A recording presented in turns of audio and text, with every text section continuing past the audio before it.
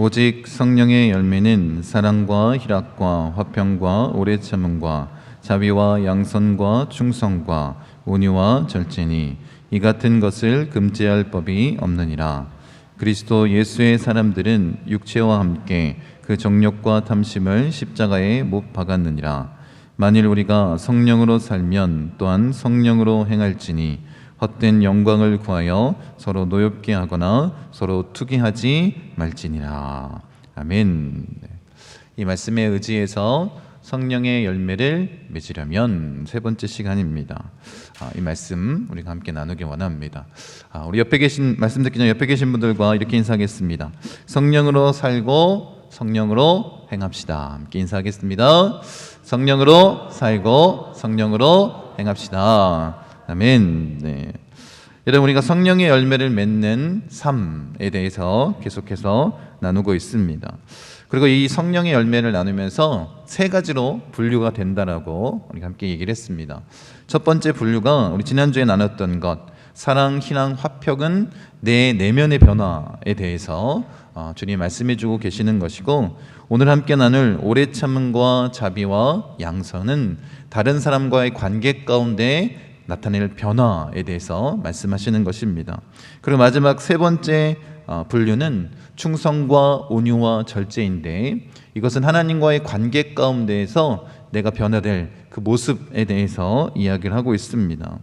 여러분, 우리가 꿈꾸고 있는 길쌈교회가 이 땅에서 하나님의 나라, 천국을 경험하는 것 아니겠습니까? 그래서 우리가 이 하나님의 나라를 이 땅 가운데서 경험하기 위해서 아주 중요한 게 뭐냐면 이 성령의 열매를 맺는 것입니다.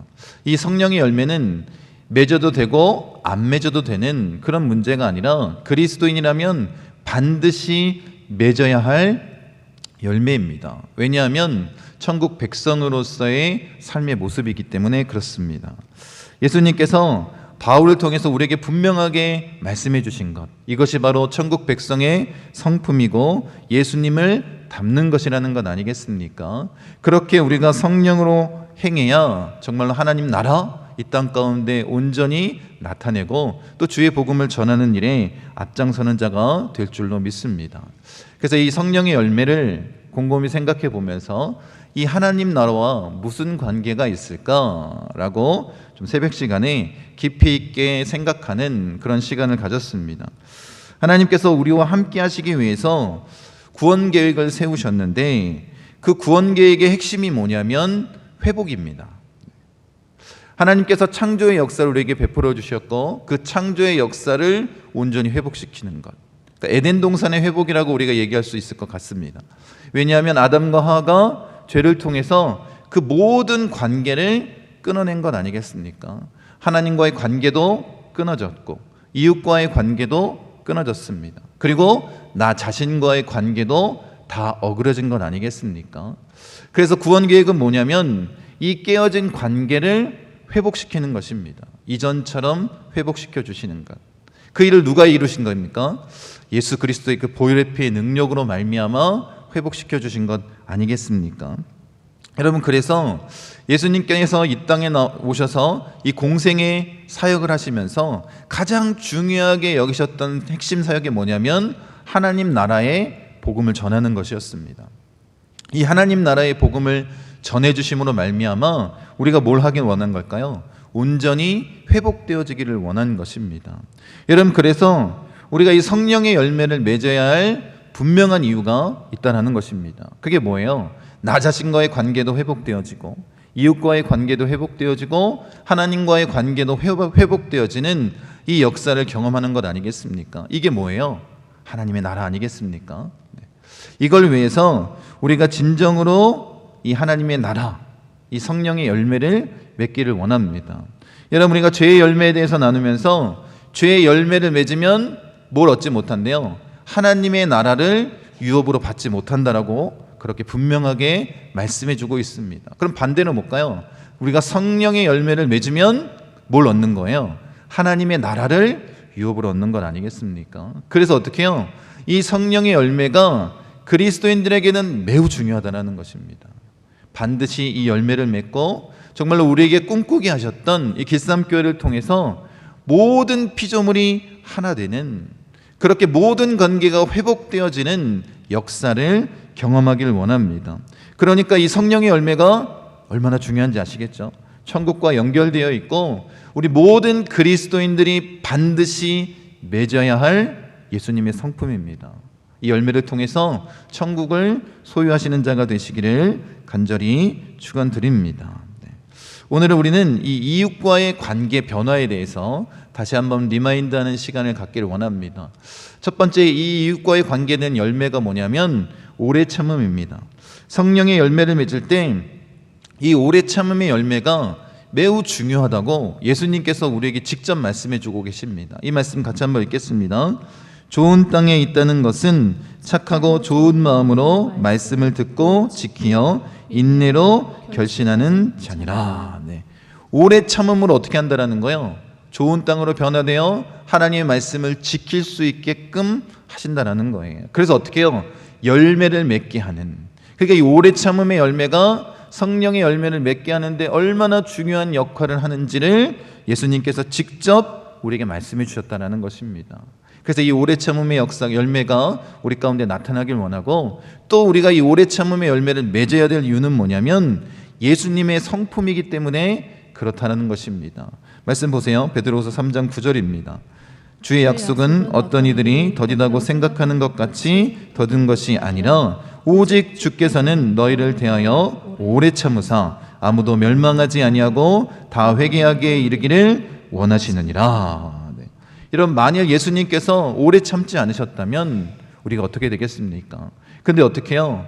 우리를 너무나도 불쌍히 여기시고 우리를 너무나도 사랑하셨기 때문에 우리 모든 사람들이 죄에서 돌이켜 하나님 앞에 설 때까지, 그 성령의 열매를 맺을 때까지 오래 참으신다라고 말씀하시지 않습니까? 그렇게 회개하고 돌이켜 구원받기를 원하시는 그 마음으로 오래 참으시는 것입니다. 그러니까 어떻게 해요? 우리도 이 예수님의 성품을 닮아서 나뿐만 아니라 다른 사람들과의 관계 가운데에도 이 예수님의 성품으로 그들이 어떻게 해요?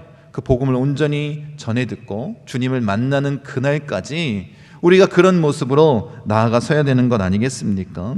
여러분, 우리가 이 오래 참음의 열매를 맺고 흔들리지 않으려면 다른 방법이 있는 것이 아닙니다.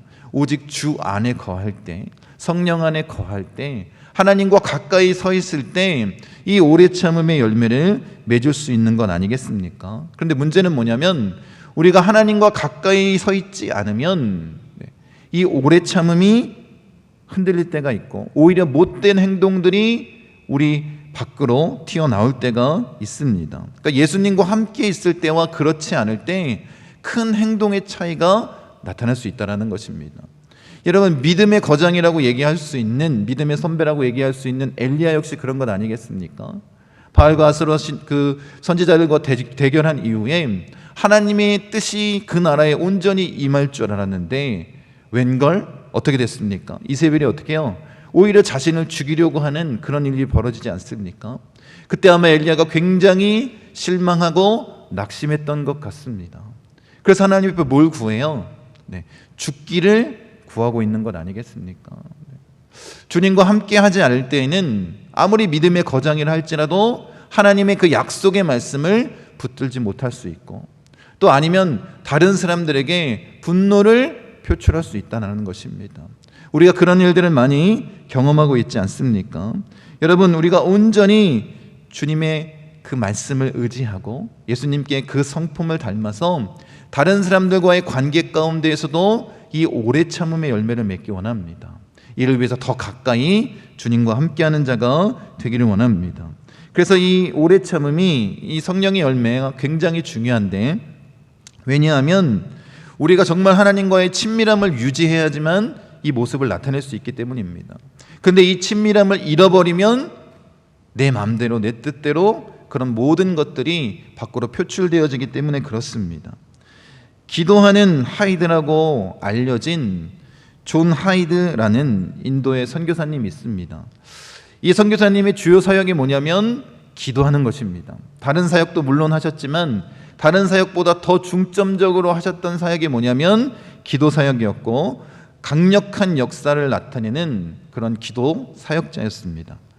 하루는 이 하이드가 인도의 한 순회 전도자를 만났는데 이 전도자의 모습을 보니까 열정도 없고 그리고 열매도 없는 모습을 봤습니다. 그래서 이 하이드가 이 전도자를 위해서 기도했습니다. 주님 아시지요? 이 형제의 마음이 얼마나 차가운지 주님 아시지 않습니까? 이렇게 기도를 했습니다. 아마 마음이 매우 상했기 때문에 이런 기도를 했던 것 같습니다. 그때 하나님께서 잠언 30장 10절의 말씀으로 기도를 막으셨다고 합니다. 너는 종을 그의 상전에게 비방하지 말라. 그래서 하이드는 그도 주님의 종인데 내가 어떻게 주의 종을 하나님 앞에 그렇게 비난할 수 있겠는가라는 깨달음을 주셨습니다. 그래서 어떻게 했냐면 그 사람을 바라보면서 장점을 찾기 시작했고 그 사람의 장점을 위해서 기도하기 시작했습니다. 그렇게 하나님께 감사의 기도를 드리고 난 이후에 몇 달이 지났습니다. 불과 몇 달이 지나지도 않았는데 이 형제가, 이 전도자가 타고난 전도자의 모습을 나타내기 시작했습니다. 여러분, 기도조차 주님의 인도하심을 받았기 때문에 그런 은혜가 나타난 것 아니겠습니까? 여러분, 우리가 주님과 함께하면 예수님의 성품을 닮으면 기도 자체가 바뀌는 거예요. 안 좋은 면을 바라보고 비방하고 비난하는 것이 아니라 그 사람을 위해서 주님의 마음으로 기도할 수 있는 것 아니겠습니까? 어쩌면 우리가 이 오래 참음의 모습으로 다른 사람들을 대해야 되지 않겠습니까? 여러분, 우리 교우들과의 관계 가운데도 마찬가지입니다. 그 사람을 보면서 비방하고 비난하는 그런 내용을 쏟아내는 것이 아니라 정말 주님이 주신 마음이라면 어떻게 해요? 그 사람이 실수한다 할지라도 그 사람을 위해서 이 하이드처럼 감사의 기도를 드려야 될 줄로 믿습니다. 그럼 누가 역사하십니까? 우리 주님이 반드시 역사하십니다. 여러분, 그래서 이 오래 참음은 내 노력으로는 불가능하다라는 거예요. 자신의 의로는 불가능합니다. 그래서 오직 예수님을 닮을 때 가능한 것 아니겠습니까? 여러분, 우리가 그렇게 오래 참을 수 있고 변화될 수 있도록 노력하는 이유, 분명한 이유가 있습니다. 그건 뭐냐면 맹목적으로 우리가 오래 참는 것이 아니라 하나님의 약속의 말씀이 있기 때문에 오래 참을 수 있는 것입니다. 말씀 보세요. 히브리서 10장 36절입니다. 너희에게 인내가 필요함은 너희가 하나님의 뜻을 행한 후에 약속하신 것을 받기 위함이라. 우리가 예수님의 마음을 품고 오래 참는 이유는 뭐라는 거예요? 그 약속의 말씀을 지키고 그 약속의 말씀을 통해서 우리에게 베풀어 주시는 그 놀라운 하나님의 역사를 기대하기 때문에 그런 건 아니겠습니까? 여러분, 그래서 우리가 오래 참아야 되는 것입니다. 하나님과의 관계뿐만 아니라 내 신앙의 모습뿐만 아니라 이 열매는 어떻다고요? 다른 사람들과의 관계 가운데서 이런 모습을 드러내야 된다는 것입니다. 여러분, 그래야 우리가 하나님의 축복을 누릴 수 있는 것입니다. 왜 내가 다른 사람에게 오래 참아줘야 됩니까? 이유가 뭐예요? 그것이 하나님의 축복이 되기 때문에 그런 것 아니겠습니까? 여러분, 이것을 잊지 않기를 원합니다. 그래서 여러분과 다른 사람들과의 관계 가운데서 이 오래 참음의 열매를 맺고 더 풍성한 관계 맺음을 해나가시는 분들 되시기를 간절히 축원드립니다. 두 번째 그 이웃과의 관계 열매가 뭐냐면 자비입니다. 어느 철학자가 한국과 중국과 일본 이 세 나라가 차를 대접하는 문화가 다르다라는 이야기를 했습니다. 그 비교 연구를 했는데 그 글에 따르면 아주 많은 차이가 있는 것 같습니다. 중국 같은 경우에는 아주 좋은 차는 부부끼리만 마신다고 합니다. 그리고 손님이 오면 좋지 못한 차를 내주는 그런 성향이 있다고 합니다. 일본 사람들 같은 경우에는 자기도 좋은 차를 먹고 손님도 어떻게 해요? 그와 똑같이 좋은 차를 대접한다고 합니다. 근데 한국 사람은 어떨까요? 우리는 좋지 않은 걸 먹어도 손님이 오면 최상급으로 대접하려고 한다라고 그렇게 얘기를 하고 있습니다. 물론 체면과 허식 때문에 그렇게 말할 수 있을지 모르겠지만 우리의 민족성 가운데는 뭐가 있다라는 거예요? 다른 사람을 배려하려고 하는 마음이 있다라는 것입니다. 그래서 여러분 한번 잘 생각해 보십시오. 중국과 일본이 우리나라보다 훨씬 더 일찍 복음이 들어왔지만 하나님께서 어느 나라를 사용하셨습니까? 정말 예수님의 이 성품을 담고 있는 우리 민족을 사용하셔서 온 천하의 복음을 선포하는 나라로 세워주신 것 아니겠습니까? 여러분, 그렇게 우리가 예수님의 자비의 모습을 담기를 원합니다. 헬라어로 이 자비라는 단어는 그리스도라는 단어와 발음이 비슷합니다. 그러니까 이 초대교회에 믿지 않는 자들이 그리스도인 하면 어떤 생각을 했냐면, 그리스도인은 친절한 사람, 자비를 베푸는 사람이라는 생각을 했다는 거예요. 그래서 자비를 베풀지 않으면 막 따졌다고 합니다. 친절한 모습이 아니면 당신은 그리스도인인데 왜 친절하지 않습니까? 이렇게 따졌다라는 거예요. 여러분, 발음 때문에 우리가 그렇게 사는 것 아니지 않습니까? 예수님의 성품이 그렇기 때문에 우리가 그렇게 살아내는 것입니다. 여러분, 예수님이 직접 그 본을 보여주셨습니다. 이 세상의 자비의 극치가 뭐냐면 예수님이 성육신에서 이 땅 가운데 오신 거예요. 하나님이신 예수님께서 누구를 이해시키기 위해서, 우리 부족한 연약한 인간들을 이해시키기 위해서 인간의 모습으로 이 땅 가운데 오신 것이 자비의 극치 아니겠습니까? 여러분, 예수님께서 이 땅 가운데 오셔서 영적인 고통도 당하셨습니다. 정서적인 고통도 당하셨습니다. 육체적인 그 고통도 십자가에서 다 당하셨습니다. 왜 그렇게 하셨습니까? 이유는 한 가지 아닙니까? 똑같은 시험을 당하시고 그 시험을 당할 우리를 돕기 위해서 그렇게 행하신 것 아닙니까? 이것이 하나님의 사랑의 모습이고 예수 그리스도의 자비의 성품입니다. 여러분, 우리가 이것을 담기 원합니다. 철저하게 누구 입장에서? 인간들의 입장에서, 우리 연약한 우리들의 입장에서 그런 고통과 고난을 다 당하신 것 아닙니까? 그런 은혜가 우리 가운데 있습니다. 그러니까 어떻게 해요? 우리가 그 자비하심을 경험했다면 이제 그 자리에 그냥 서 있는 것이 아니라 그 자비의 모습을 행동으로 나타내는 자가 되기를 원합니다. 그러니까 자비는 뭐냐면 유쾌한 말이나 진심으로 관심을 표현하는 말로 끝나는 게 아니다라는 거예요.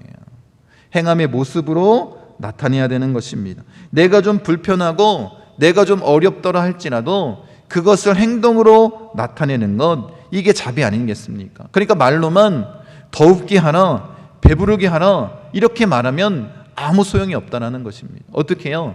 그 사람을 위해서 도움의 손길을 나타내는 것, 이것이 예수님께서 말씀하시는 자비입니다. 왜 이렇게 해야 되느냐?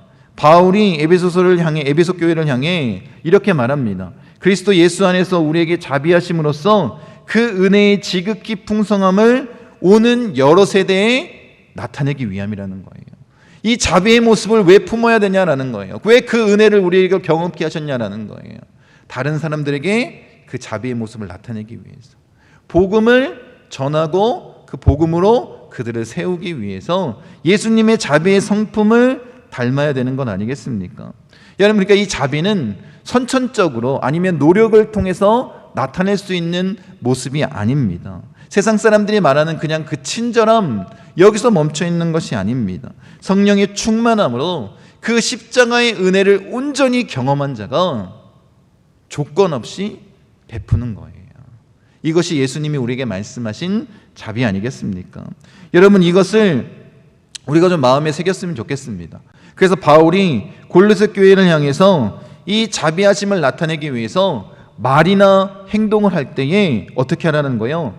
주 예수의 이름으로 하자라고 말하고 있는 것입니다. 그러니까 쉽게 표현하면 이것입니다. 내가 예수님이라면 저 사람을 위해서 어떤 일을 할까? 이 생각을 하시면 됩니다. 반대로 저 사람이 예수님이라면 내가 죽게 하듯 어떤 모습으로 그 사람에게 이 자비의 모습을 나타낼까? 이 두 가지만 생각하면 되는 건 아니겠습니까? 그러면 예수님이 우리에게 원하셨던 자비의 모습들을 나타낼 수 있는 것입니다. 가정사역자 제임스 dobson이라는 사람이 책에 이런 내용을 썼습니다. 미국의 한 학교에, 고등학교에 존이라는 이름을 가진 이 동명이인의 두 명의 아이가 있었다고 합니다. 한 존이는 모범생입니다. 그리고 다른 존이는 굉장히 말썽꾸러기 학생입니다. 학교에서도 내놓은 아이.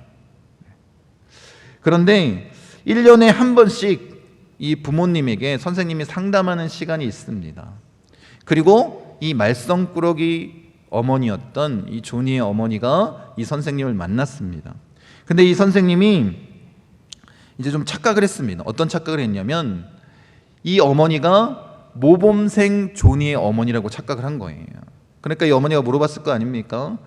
아이 학생이 학교에서 어떻게 생활을 하고 있습니까? 이렇게 얘기하니까 선생님이 저희 반에 조니와 같은 아이가 있다는 게 얼마나 자랑스러운지 모르겠습니다. 이 아이가 다른 사람들을 격려하고 세워주고 이런 일들을 통해서 우리 학급이 굉장히 좋아지고 있고 하나님께서 이 아이를 나중에 어떻게 쓰실지 참 기대가 됩니다. 이런 얘기를 했습니다. 그래서 이제 이 어머니 조니가 말썽꾸러기 조니에게 선생님이 한 얘기를 다 들려준 거예요. 그랬더니 이 아이가 얼마나 충격을 받았겠습니까? 그 다음날 이 말썽꾸러기 조니가 선생님을 찾아와서 이렇게 얘기합니다. 선생님, 어제 선생님께서 우리 어머니에게 하신 말씀을 제가 들었습니다. 지금까지 제가 살면서 단 한 번도 제게 용기를 준 사람이 없었습니다. 한 번도 저를 인정해 준 사람이 없었습니다. 그런데 선생님께서 저를 인정해 주셨습니다. 선생님의 기대에 실망시켜드리지 않겠습니다. 그리고 그날 처음으로 숙제를 해갔대요. 3개월이 지난 후에는 가장 많이 성적이 오른 아이로 상을 받았습니다. 그리고 학급에서 3등 안에 드는 그런 모범생으로 바뀌었다라고 합니다. 여러분, 실수로 한 칭찬도 어떻게 해요? 한 아이의 인생을 바꿉니다. 근데 여러분께서 정말 주님의 마음으로 그 자비를 나타냈을 때 어떤 역사가 나타나겠습니까? 이것을 기억하셨으면 좋겠습니다. 사람의 실수도 인간을 이렇게 바꾸는데 하나님의 능력으로 자비를 행하실 때 놀라운 역사가 나타날 줄 믿습니다. 여러분, 주님이 우리에게 원하시는 것이 무엇이겠습니까? 다른 사람과의 관계를 통해서 변화되는 것인데, 자비를 나타내는 것인데, 그냥 자비 한 척하는 인생을 살라는 것이 아닙니다. 존재론적으로 바뀌라는 거예요. 자비한 사람으로, 예수님을 닮은 모습으로 변화되라는 것입니다.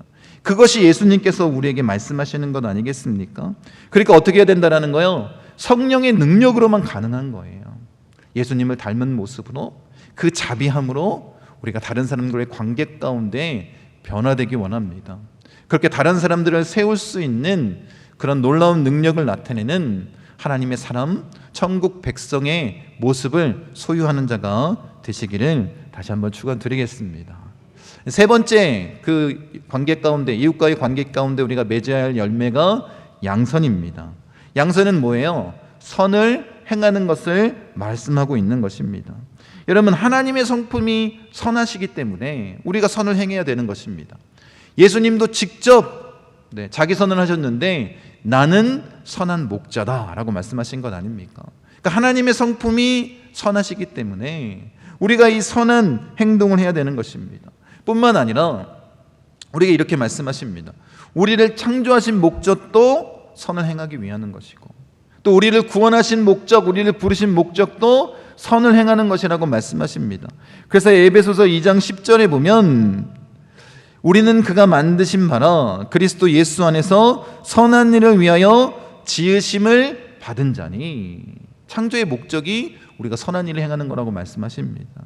디도서 2장 14절에는 그가 우리를 대신하여 자신을 주심은 모든 불법에서 우리를 속량하시고 우리를 깨끗하게 하사 선한 일을 열심히 하는 자기 백성이 되게 하려 하심이라, 이렇게 말씀하십니다. 그러니까 창조의 목적도 뭐라는 거예요? 선한 일을 행하는 것이고, 우리를 부르신 구원의 목적도 선한 일을 행하는 거라는 것입니다. 그럼 우리가 구원받은 하나님의 백성이라면 어떻게 해야 된다고요? 당연히 마땅히 선한 일을 행해야 되는 것입니다. 여러분, 분명한 것은 이것입니다. 선을 행하는 것은 구원의 조건은 아닙니다. 그런데 우리가 이 선을 행할 때 아주 놀라운 역사가 나타난다라고 바울은 우리에게 분명히 말씀하고 있습니다. 이 말씀 같이 한번 읽겠습니다. 디도서 3장 8절입니다.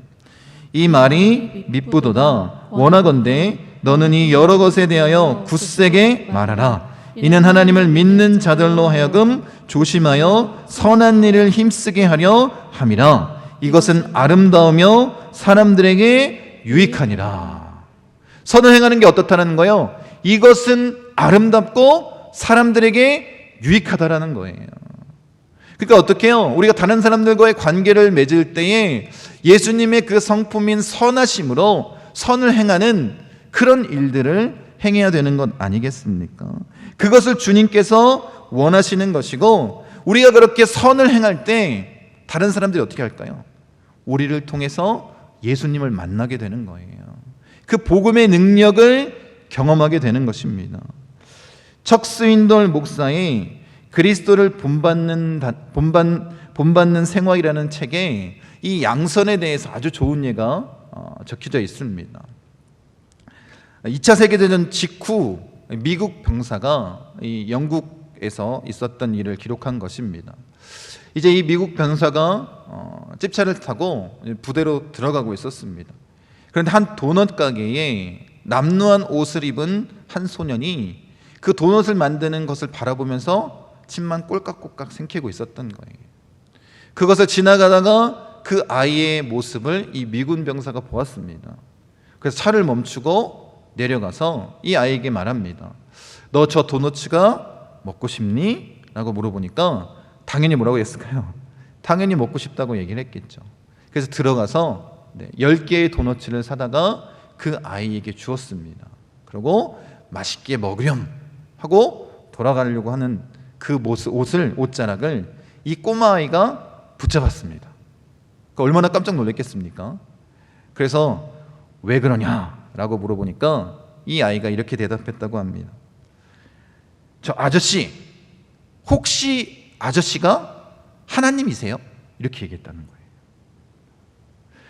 아마 어쩌면 이 아이는 하나님께 기도했을지도 모르겠습니다. 하나님, 저는 저 도넛가 너무나도 먹고 싶습니다. 근데 이 미군 이 한 병사를 통해서 그 도넛을 받게 됐을 때 이 아이가 품은 생각은 뭐예요? 아저씨가 하나님이세요? 라고 말할 수밖에 없었던 것 아니겠습니까? 여러분들이 선한 행실을 하십시오. 주님의 마음으로 선한 일들을 행하십시오. 그러면 어떻게 된다고요? 그 다른 사람들과의 관계 가운데에서 그 사람이 나를 통해 예수님을 만나게 되는 거예요. 그런 은혜가 우리 가운데 있기를 원합니다. 여러분, 우리에게 주신 사명이 뭐예요? 다른 게 아닙니다. 우리를 세상의 빛과 소금이라고 말씀하신 이후에 뭐라고 명령하십니까? 너의 착한 행실을 통해서 믿지 않는 자들이 하나님께 영광을 돌리게 하라. 이것이 우리의 창조의 목적이고 구원의 목적 아니겠습니까? 그 복음을 전하는 삶을 살기 위해서 선을 행하는 자가 되길 원합니다. 바울이 로마서 12장 21절에 뭐라고 얘기하냐면 악에게 지지 말고 선으로 악을 이기라 라고 말씀하고 있습니다. 여러분, 선이 악을 이긴다라는 것은 성경의 진리입니다. 여러분, 우리가 정말 이 선한 모습으로 악을 이길 수 있는 자가 되길 원하고 주의 복음을 선포할 수 있는 자가 되길 원합니다. 이것을 믿으십니까? 그렇다면 우리가 이 양선의 열매를 통해서 이 사명을 감당하면서 나아가야 되지 않겠습니까? 이 사명을 감당할 때 예수님처럼 그 십자가와 부활의 능력이 선포되어지는 거예요. 우리도 그런 모습으로 나아가기 원합니다. 그래서 데살로니가전서 5장에 보면 바울이 뭐라고 얘기하냐면 삼가 누가 누구에게든지 악으로 악을 갚지 말게 하고 서로 대하든지 모든 사람을 대하든지 항상 선을 따르라 라고 말하고 있습니다. 모든 사람과 관계 맺을 때 뭐 하라는 거예요?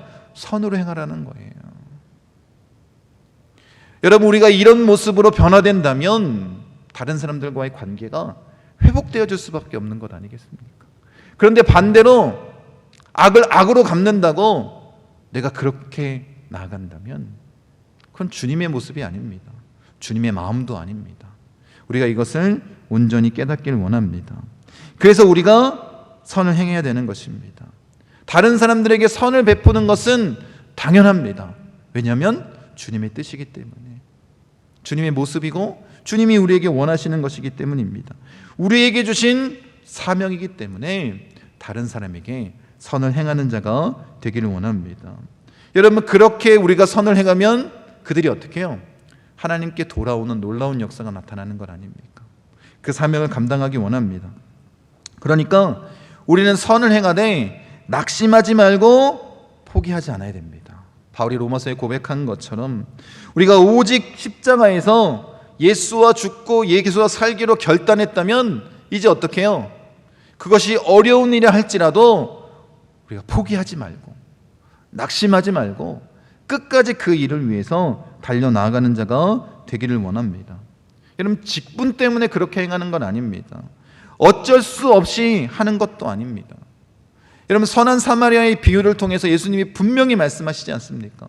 제사장이나 레위인이나 그 바리새인들, 서기관들, 유대의 종교 지도자들, 너희가 그렇게 하나님의 말씀을 잘 알고 있는다 할지라도 그게 무슨 소용이냐? 진짜 하나님이 원하시는 사람은 저 개취급당하고 있는 사마리아인처럼 너도 그와 같이 행하는 것 아니냐?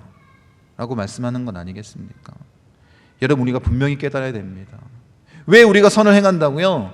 하나님의 뜻이기 때문에, 예수님을 닮는 것이기 때문에, 어렵고 힘들다 할지라도 포기하지 마시기 바랍니다.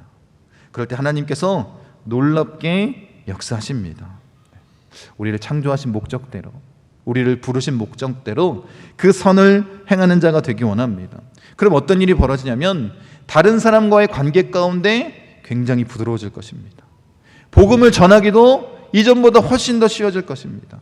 아니, 반대로 그 사람이 나를 보고 내가 주님을 만나게 됐습니다 하고 오히려 나를 따라 교회에 찾아올지도 모릅니다. 이것이 양선의 능력 아니겠습니까? 우리가 이런 모습으로 주님 앞에 서기를 원합니다.